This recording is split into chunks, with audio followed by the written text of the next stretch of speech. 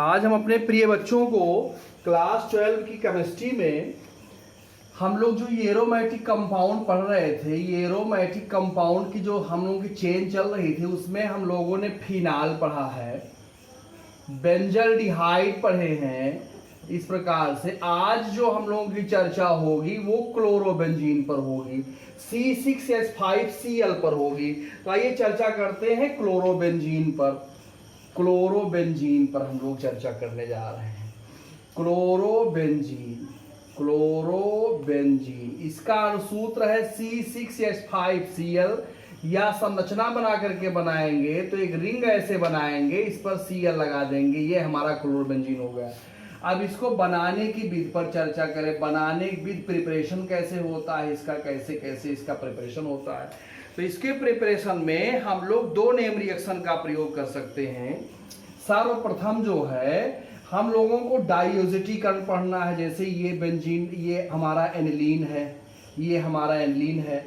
अब एनिलीन को अगर 0 से 5 डिग्री सेंटीग्रेड पर गर्म कर दिया जाए, यहाँ 0 से 5 डिग्री सेंटीग्रेड पर, और साथ में जो है NaNO2 ले लिया जाए, NaNO2 ले लिया जाए, HCl ले लिया जाए, और 0 से 5 डिग्री सेंटीग्रेड पर इसे हीट कर दिया जाए।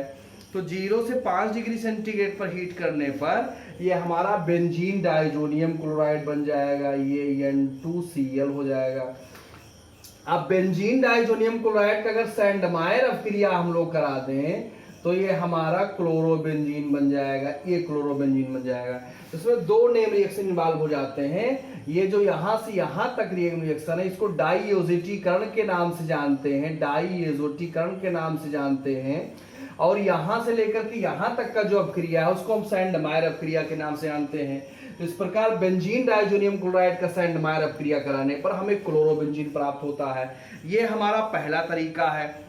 अब दूसरा तरीका हमारा ये है कि हम बेंजीन ले लें और बेंजीन का जो हाइड्रोजनेशन करा दें, Cl सिंगल बॉन्ड Cl या फिर Cl3 की उपस्थिति में इसे अगर गर्म कर दिया जाए तो गर्म करने पर ये जो है हमारा क्लोरोबेंजीन बन जाएगा।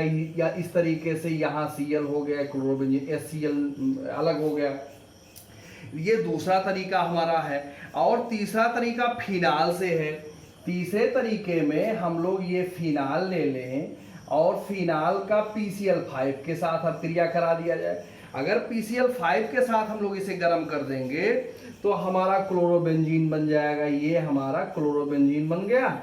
और साथ में POCl3 बनेगा और HCl बनेगा, ये हमारा बन गया। ये हमारा तीसरा तरीका हो गया।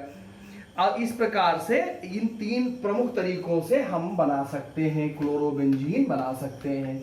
अब इसके बाद इसके हमें भौतिक गुण की चर्चा करनी चाहिए, इसके फिजिकल प्रॉपर्टीज की चर्चा कर लेनी चाहिए। तो आइए चर्चा करते हैं इसके भौतिक गुण की, फिजिकल प्रॉपर्टीज की। आप भौतिक गुण की इसकी चर्चा करते हैं, फिजिकल प्रॉपर्टीज चर्चा करते हैं। इसके भौतिक गुण में क्लोरोबेंजीन जो होता है एक रंगहीन द्रव होता है, कलरलेस जो है लिक्विड होता है, रंगहीन द्रव है। यह जल में अम्लीय है परंतु अल्कोहल, ईथर आदि कार्बनिक विलायकों में अम्लीय है। इसका जो बॉइलिंग पॉइंट होता है वो 132 डिग्री सेंटीग्रेड होता है इसका बॉइलिंग पॉइंट।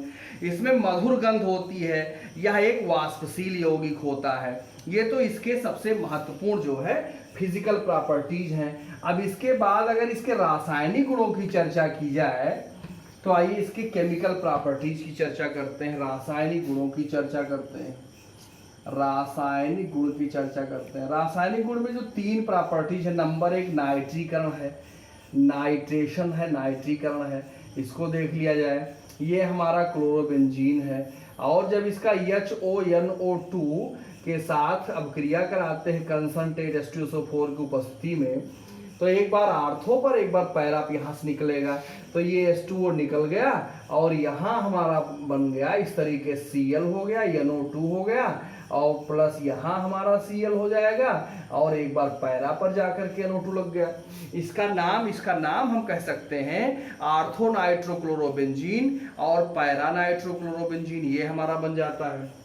इसका नाम है आर्थोनाइट्रो क्लोरोबेंजीन, क्लोरोबेंजीन, और ये हमारा पैरा नाइट्रोक्लोरोबेंजीन है। ये नाइट्रीकरण के बाद हमें दूसरे स्तर पर सल्फोनीकरण की बात करनी चाहिए। सल्फोनीकरण में भी ऐसे ही होता है, इसमें भी ऐसे हमारा क्लोरोबेंजीन है और इसका HOSO3H यानी सल्फ्यूरिक एसिड के साथ इसको गर्म करेंगे तो एक बार आर्थोप जा करके लगेगा, यहाँ जैसे SO3H हो गया, और एक बार पैरप जा करके लगेगा इस तरीके से, यहाँ Cl हो गया, यहाँ SO3H हो गया। एक बार आर्थोप लगा, एक बार पैरप लगा, ये कंपाउंड बन गया। इसका नाम हमारा हो जाएगा आर्थोक्लोरोबेंजीन सल्फोनिक एसिड और पैराक्लोरोबेंजीन सल्फोनिक एसिड, ये दो हो गए। अब इसके बाद अगर हम हाइलोजनीकरण की इसकी बात करें तो ये हो जाएगा तीसरे नंबर पर, हाइलोजनीकरण इसको बोलते हैं। हाइलोजनीकरण में इसमें क्या करेंगे, ये हमारा क्लोरोबेंजीन हो गया और इसका Cl सिंगल बॉन्ड Cl या Cl2 से क्रिया कराएंगे या फिर Cl3 को उपस्थिति में अंधेरे में, तो ये क्या हो जाएगा इसमें, ये यहाँ जैसे आर्थोप है उसमें लगा हुआ था, इसमें भी वैसे लग जाएगा। यहाँ Cl आर्थोप लग गया और यहाँ जो है रिंग बना करके यहाँ Cl जो है पैरप लग जाएगा। तो इसका नाम अगर हम बताएं तो आर्थोडाइक्लोरोबेंजीन, पैराडाइक्लोरोबेंजीन, आर्थोडाइक्लोरोबेंजीन, पैराडाइक्लोरोबेंजीन हो गया। तो ये हमारे जो महत्वपूर्ण रिएक्शन नाइट्रीकरण, सल्फोनीकरण और हाइलोजनीकरण हो गए। अब इसके बाद इसके महत्वपूर्ण रिएक्शन पर चर्चा करते हैं। तो 3 अभिक्रिया ये हो गई। इसके बाद अब हम लोग अभिक्रिया कराएंगे जो है और रासायनिक पदार्थों से। तो ये हमारा हो गया। आइए अब इसकी अभिक्रिया हम लोग NaOH के साथ अभिक्रिया कराते हैं। इसकी अभिक्रिया NaOH के साथ अभिक्रिया कराते हैं। ये हो गया। इसमें हम लोग ये क्लोरोबेंजीन लेंगे, इसका NaOH के साथ अभिक्रिया कराएंगे। NaOH के साथ जब इसको गर्म करेंगे 300 डिग्री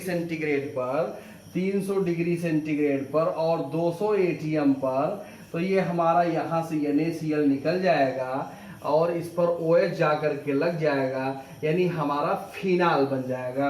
तो हम क्लोरोबेंजीन से फिनाल बना लिए। अब हम दूसरा अमोनिया के साथ अभिक्रिया कराएंगे। दूसरी अभिक्रिया हमारी अमोनिया के साथ होगी।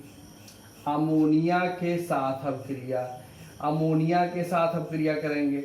इसमें क्या है हमारा, ये हमारा जो है क्लोरोबेंजीन है, ये हमारा EHNS2 है। इसके साथ जब गर्म करेंगे इसको हम यहाँ एक उत्प्रेरक के रूप में जो है Cu2O रखा जाएगा। इसका है Cu2O, यानी ये क्यूप्रस ऑक्साइड है। Cu2O जो है क्यूप्रस ऑक्साइड हो गया। 300 डिग्री सेंटीग्रेड पर जब हम इसे हीट करेंगे तो यहाँ से हमारा HCl निकल जाएगा और NH2 जा करके इसे लग जाएगा। इस प्रकार से ये एनिलीन बन जाएगा, जो एक महत्वपूर्ण कंपाउंड है। ये हमारा एनिलीन बन गया। अब इसके बाद जो है हम लोग कुछ नेम रिएक्शन का अध्ययन करेंगे। एक उल्टस फिटिक अपक्रिया का अध्ययन करेंगे, या फिटिक अपक्रिया का अध्ययन करेंगे। इस पर हम लोग चर्चा करते हैं। हम लोग इसके उल्टस फिटिक अपक्रिया चर्चा करने जा रहे हैं। उल्टस फिटिक अपक्रिया ये हमारा हो जाएगा। उल्टस फिटिक अपक्रिया जो है, तो इसमें हम लोग क्या कर सकते हैं, ये हमारा, इसमें हम क्लोरोबेंजीन ले लिए और यहाँ 2 मॉलिक्यूल Na ले लिए और ये CH3Cl ले लिए। जब इसको हम लोग शुष्क ईथर की उपस्थिति में गर्म करेंगे, शुष्क ईथर की, तो यहाँ से हमारा ये 2NaCl निकल जाएगा।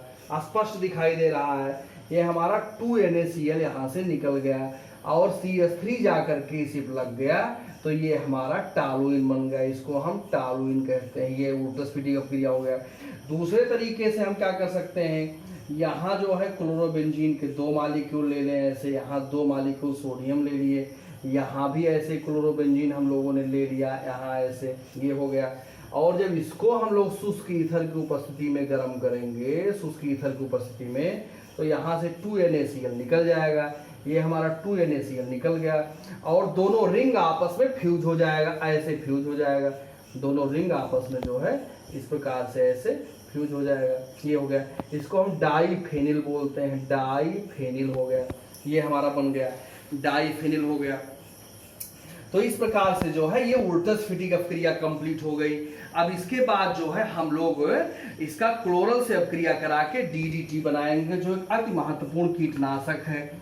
तो आइए चर्चा करते हैं कि इसका क्लोरल से अपक्रिया कराया जाता है और डीडीटी का निर्माण कैसे होता है। इसका नंबर नेक्स्ट है क्लोरल के साथ अपक्रिया। क्लोरल के साथ अपक्रिया, क्लोरल के साथ अपक्रिया, ये हमारा हो गया।